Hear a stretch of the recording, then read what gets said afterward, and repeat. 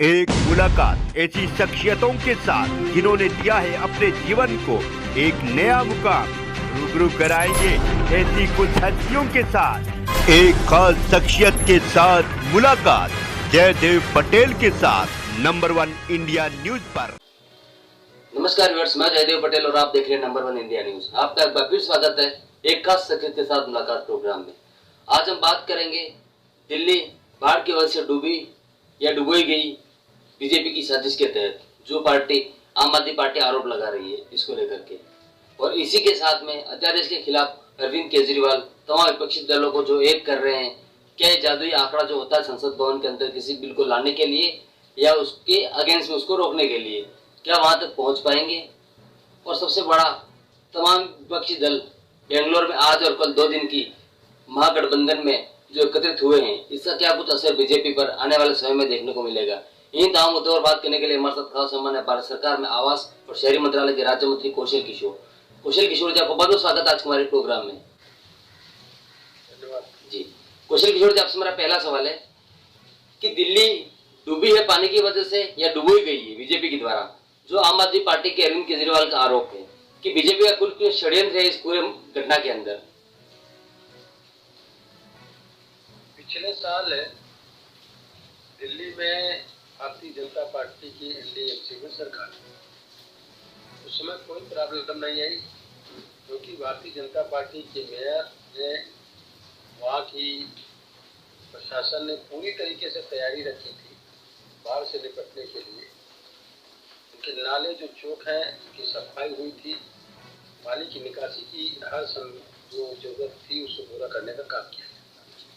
जब से केजरीवाल की पार्टी एनडीएमसी में सत्ता में आई है, उनका मेयर बना है, तब से वहाँ की स्थिति बहुत ही दयनीय हो गई है और हालात इतने खराब हो गए हैं उसके कि एनडीएमसी में कि पानी के नाले चौक कर गए हैं और इसलिए पानी निकासी नहीं हो रही। लूट मचा दी इन लोगों ने एनडीएमसी में, आम आदमी पार्टी। उसकी वजह से सारी पोजीशन वहाँ की खराब है और केजरीवाल जो ब्लेम लगा रहे हैं वो गलत लगा रहे हैं।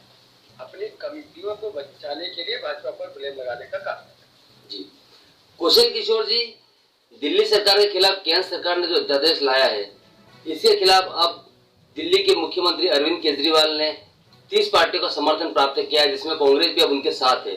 तो ऐसे में जब संसद में जब इसकी बहस आएगी, जब बिल आएगा, तो आपको क्या लगता है कि जो आंकड़ा जो है उसको केजरीवाल या फिर उसकी तमाम जो सपोर्टिंग जो पार्टियां हैं उसको छू पाएगी और बिल को लाने से रोक दिया जाएगा, या फिर बीजेपी मजबूत है कि नहीं बिल वो लेकर के आएगी और लाने में सफल भी रहेगी?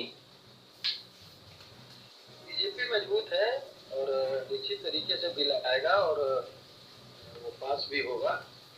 विपक्ष की जो एकता जो केजरीवाल है वो और किसी इशू पे नहीं कर रहा है, बल्कि लोगों के पास केवल अपने बिल को ही रोकने के लिए ही लोगों के पास जाने का काम कर रहा है। जी कौशल किशोर जी, सबसे बड़ा सवाल ये आ रहा है कि दिल्ली में हर घर के अंदर लगभग 2 से 4 फीट तक जो पानी चला गया, उसको लेकर कंपनसेशन के नाम पर दिल्ली सरकार ने अनाउंसमेंट किया है कि हर परिवार को 10,000 रुपए का कंपनसेशन दिया जाए।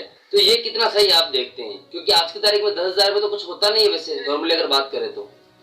निश्चित तरीके से जो है ये ध्यान में रखना चाहिए कि जो वो लोगों का जो नुकसान हुआ है, मैं ये नहीं कहता कि उसकी भरपाई कर पाएंगे, लेकिन जो है निश्चित तरीके से जो ये पैसा दे रहे हैं वो पूरा एक हेतुक सहायता में जो देना चाहिए आपदा राहत में उतना नहीं दे पा रहे हैं।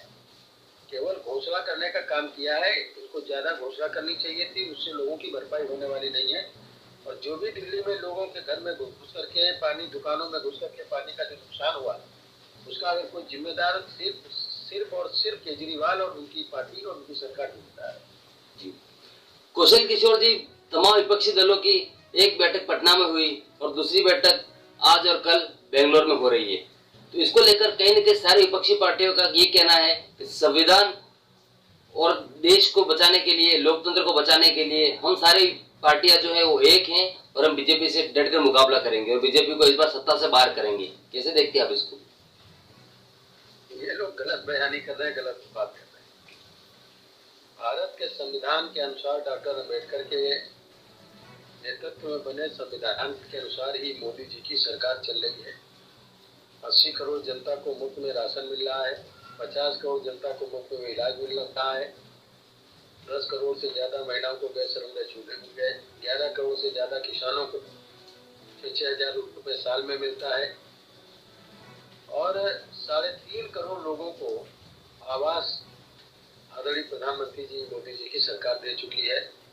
हर घर में सौभाग्य योजना के तहत बिजली का कनेक्शन में देने का काम किया। ये भारत का लोकतंत्र है। डॉक्टर अंबेडकर के नेतृत्व में बने लोकतंत्र के अनुसार जो इन्होंने लोगों को सुविधाएं नहीं दी, वो सुविधाएं देने का काम आदरणीय प्रधानमंत्री नरेंद्र मोदी जी की सरकार ने किया है। इससे इनको एक डर पैदा हुआ। आगामी 25 साल तक, जिसको अमृतकाल घोषित किया सन 2047 तक, जब आजादी के 100 साल पूरे होंगे, तब तक एक बेहतर विकसित हिंदुस्तान बने, टेक्नोलॉजी के क्षेत्र में, शिक्षा के क्षेत्र में, विज्ञान के क्षेत्र में, रोजगार के क्षेत्र में और आत्मनिर्भर भारत, विकसित भारत बने, दुनिया को राह दिखाने वाला भारत बने, ऐसा प्रोग्राम आदरणीय प्रधानमंत्री जी ने बना करके तैयार किया है। जिसके लिए अभी जब वो गए थे अमेरिका, तो उन्होंने, प्रधानमंत्री जी ने बोला, make in India make forward. अब हिंदुस्तान को बनाएंगे और दुनिया को बनाने का काम करेंगे।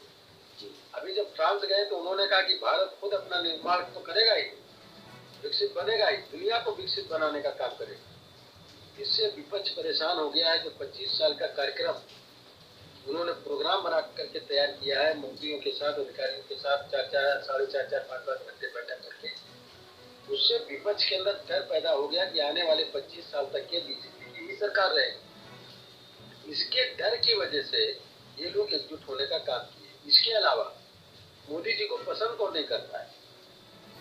पाकिस्तान की सरकार नहीं पसंद कर रही, आतंकवादी पसंद नहीं कर रहे हैं, अफगानिस्तान पसंद नहीं कर रहे हैं, ड्रग्स माफिया पसंद नहीं कर रहे हैं, चीन पसंद नहीं कर रहा है। उनके सुर में सुर मिला करके वो भी मोदी जी को हटाने की बात करते हैं। मोदी जी हटे, दिल से वो मोदी जी को हटाने के लिए बात करते हैं। आतंकवादी मोदी जी को पसंद नहीं करते, क्योंकि मोदी जी ने 2 बार सर्जिकल स्ट्राइक और एयर स्ट्राइक करके आतंकवादियों का सफाया करने का काम किया। अब हमारे देश में कौन कौन लोग मोदी जी को पसंद नहीं करते? अखिलेश यादव, समाजवादी पार्टी की सरकार,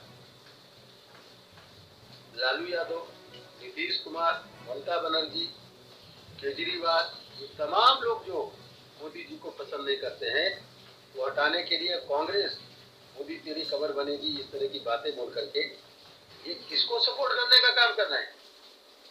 ये उनकी मंशा पूरी करने का काम कर रहे हैं जो पाकिस्तान चाहता है, जो आतंकवादी चाहते हैं, जो चीन चाहता है, जो अफगानिस्तान चाहता है।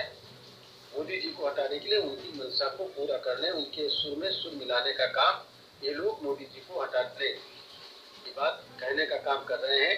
और ये फर्जी बातें कर रहे हैं कि लोकतंत्र को बचाना। लोकतंत्र तो मजबूत हुआ है मोदी जी के नेतृत्व में, और मजबूत लोकतंत्र होने की वजह से ही जब वो विदेश जाते हैं तो एक देश का प्रधानमंत्री सम्मान में मोदी जी के पैर छूता है। ऑस्ट्रेलिया उनको बास कहता है प्रधानमंत्री। इस पॉपुलरिटी से घबराए हुए हैं और मोदी जी को हटाने के लिए जो एकजुट होने का काम कर रहे हैं, इसलिए बीजेपी का इससे फायदा होगा और कम से कम 20 से 25% इनके दल का विपक्षी एकता का जो वोट है तो भारतीय जनता पार्टी को 2024 में मिलेगा। और बड़े पैमाने पे 350 से ज्यादा लोकसभा की सीटें अकेले बीजेपी और बीजेपी के नेतृत्व में जो एनडीए बना है जी 400 से ज्यादा सीटें जीत करके निश्चित तरीके से आएगा। इसलिए आप देख रहे होंगे कई दल के लोग आकर के एनडीए में शामिल होने का काम कर रहे हैं। जी कुशल किशोर जी, आपसे मेरा एक क्लोजिंग क्वेश्चन है और आप ही की बात को थोड़ा सा मैं और आगे ले जाता हूँ। आपने कहा एनडीए की आपने बात करी, लेकिन विपक्षी पार्टियां जो इस सभा में आज की जो बैठक उसमें जो बात निकल के आई, उसमें यही बात निकल के आई कि हमारी विपक्षी एकता जो हुई है विपक्षी सारी तमाम पार्टियों की, उससे बीजेपी बौखला गई है और इसी के चलते बीजेपी को प्रधानमंत्री मोदी और बीजेपी से हट करके अब उनको एनडीए की याद आई है। तो क्या आप इसको भी ऐसा लगता है कि बीजेपी को एनडीए की याद अब आई है चुनाव के समय में जब सारे विपक्षी दल एक हो रहे हैं? ये हंसी का पात्र विपक्ष बन गया है। ऐसी बातें विपक्ष के लोग करते हैं। उनको नहीं मालूम कि केंद्र में बीजेपी की सरकार नहीं, एनडीए की सरकार है। उसके प्रधानमंत्री मोदी जी हैं, वो केवल बीजेपी के नहीं एनडीए के प्रधानमंत्री हैं, देश के प्रधानमंत्री हैं। एनडीए ने सपोर्ट करके बनाया, इसलिए तमाम छोटे छोटे दल जो है वो शामिल होकर के उनके अलायंस में मंत्री भी हैं केंद्र सरकार में। तो जब एनडीए के मंत्री हैं, दूसरे दल के मंत्री हमारे बीजेपी के नेतृत्व वाली मोदी जी की कैबिनेट की सरकार में है, तो उनको कैसे पता है? ये बात कहते हैं वो कि एनडीए के यहाँ पे आ जाइए। अरे विपक्षी एकता से उनकी नीतियां कुछ नहीं है। मोदी जी को गाली देना, मोदी जी को हटाने के अलावा उनके पास कोई मुद्दा नहीं है। इसलिए तमाम लोग जो विपक्ष के साथ जुड़े थे वो टूट टूट करके भारतीय जनता पार्टी में और एनडीए में शामिल होने का काम कर रहे हैं। इससे डर पैदा हुआ है और इसीलिए इस बंदी में गलत बयानी करने का काम विपक्ष के लोग कर रहे हैं। जी, कुशल किशोर जी, आपने हमारे लिए समय निकाला, उसके लिए आपको बहुत बहुत धन्यवाद।